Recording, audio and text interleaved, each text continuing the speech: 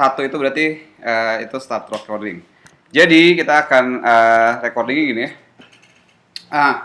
Lo kalau misalnya yang lain mulai standar teknisnya dulu. Yang pasti bikin folder. Lo bikin folder di mana?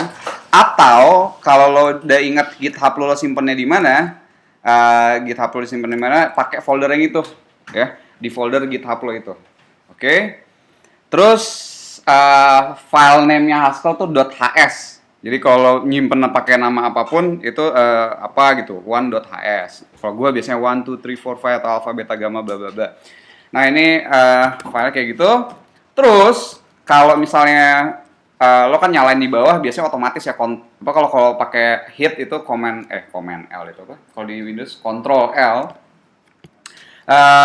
Ya kalau misalnya yang lain yang nggak pakai hit itu nanti lo nyalainnya mau ngeload itu pakai L. Misalnya gue contohnya misalnya kita bikin tes 1x sama dengan x kali x kali x misalnya. Gue mau load si function ini, berarti gue ke sini, gue nulisnya L karena one.hs jadi ya one.hs boleh, one doang juga boleh. Oke, sekarang berarti tes 1 seharusnya udah bisa running. Oke. Istilahnya ini source code, tempat source code. Kalau lo kan ada 2 ya. Kalau gue bolak-balik supaya karena kalau itu kekecilan, tempatnya kekecilan. Jadi gue harus 2. Kalau gini kekecilan nggak ya? Coba kalau gini cukup. Gini enak. Nah, yang kiri itu tempat lo naruh source code namanya, yang akan di-save ke sebuah file apapun itu nama yang lo mau bikin. Yang kanan namanya REPL. REPL itu read eval root. Read dari sini, dari source code, di evaluate, habis itu loop lagi, read lagi, evaluate, loop, bla bla bla. Oke. Terus kita akan mulai dari programming. Jadi kalau biasanya kalau di programming introduction of programming tempat lain, kalau belajarnya pakai imperative language, lo diajarin bahwa yang namanya komputer itu kayak robot yang dikasih instruksi secara step by step, ya. Oke, lo ngasih instruksinya secara step yang jelas banget gitu. Nah, kalau functional programming beda cara berpikirnya. Programming itu kalau di functional programming lo bayangin kayak lo punya data yang lo transformasi melalui function gitu. Ya, lo kan sering nulis kayak misalnya oh by the way kalau di Haskell ini namanya comment, strip 2 tuh namanya comment, itu nggak bakal di-evaluate sama program, jadi nggak bakal error. Misalnya y sama dengan fx, sama dengan misalnya x kuadrat ditambah x. Nah ini itu adalah sebuah function kan, yang mentransformasi x menjadi sebuah nilai yang akhirnya disimpan di dalamnya, ngerti ya? Nah, di dalam functional programming, cara berpikirnya persis kayak gini. Ya, lo punya data, lo transformasi jadi apa untuk menghasilkan resultnya. Gitu.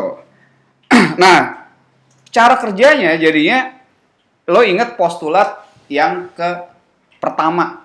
Postulat pertama ada kesamaan substansi, ada kesamaan formasi.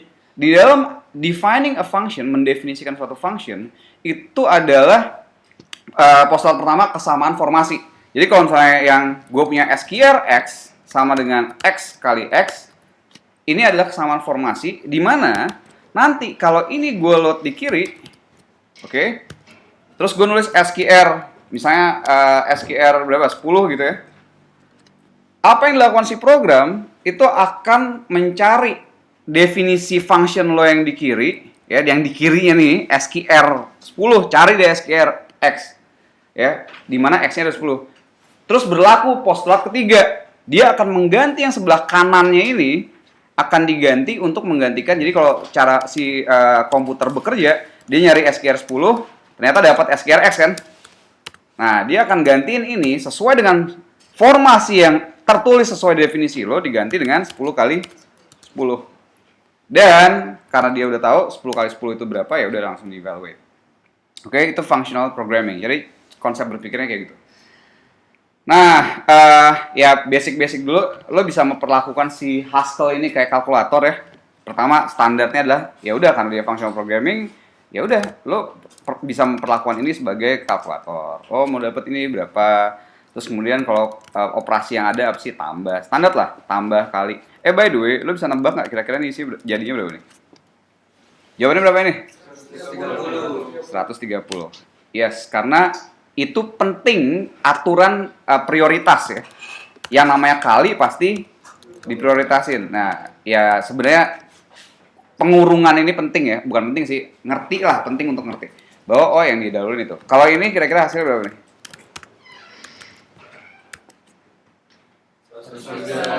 103 ya. Pangkat pasti akan didahuluin. Oke? Kurang dan bla bla bagi dan sebagainya, lo coba intuisi sendiri. Kira-kira yang kalau misalnya lo ragu komputernya akan bingung, kurungin. Ngerti ya? Itu kalkulator, gampang. Standar kalkulator ya sederhana lah. Nah, berikut yang kedua adalah lo mesti ngerti konsep tentang identitas. Ya.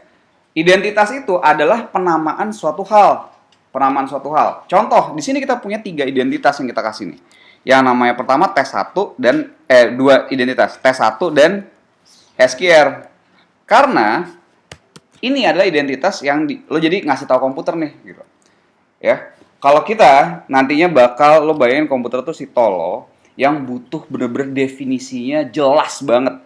Oke? Ya lo bisa bayangin lo ya dia sebagai asisten domestik lo gitu ya.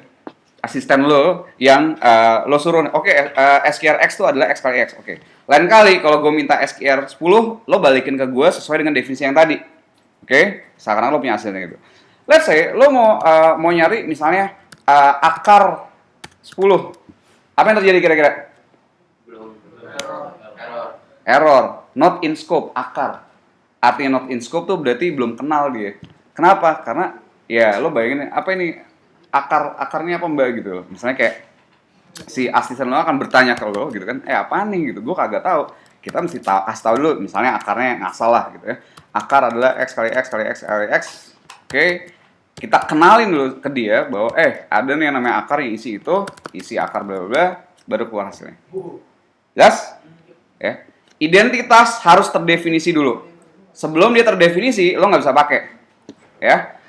Biasanya di pemrograman lain, identitas itu harus berurut. Tapi kalau di sini enggak. Contohnya misalnya gini. Gue bikin function bernama cube. Cube tuh pangkat 3 ya. Gue pakai nih X dikali dengan SQR dari X.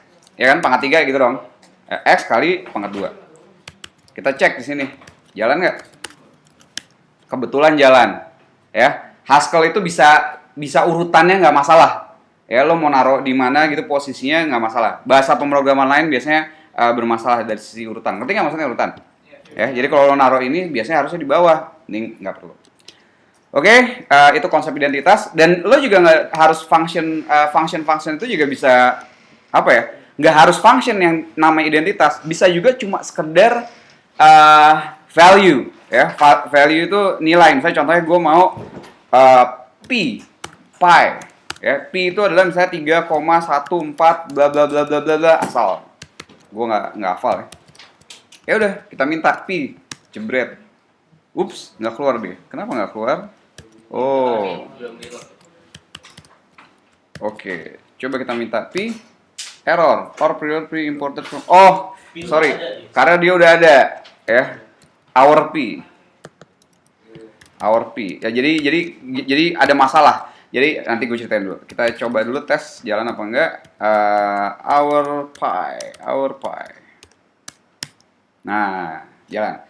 Jadi ceritanya gini, apa masalah yang tadi? Bahwa si Haskell itu punya ini juga, punya identitas yang udah ada di dalam dia bernama pi gitu, bernama pi. Jadi kalau gitu kita nggak bisa meredefinisiin. Kalau mau meredefinisi harus diumpetin istilahnya, di hide. Nah, jadi kita kalau our pi jalan. Oke, itulah konsep identitas. Dia bisa function, dia bisa sekedar angka berapapun. Oke, disimpan.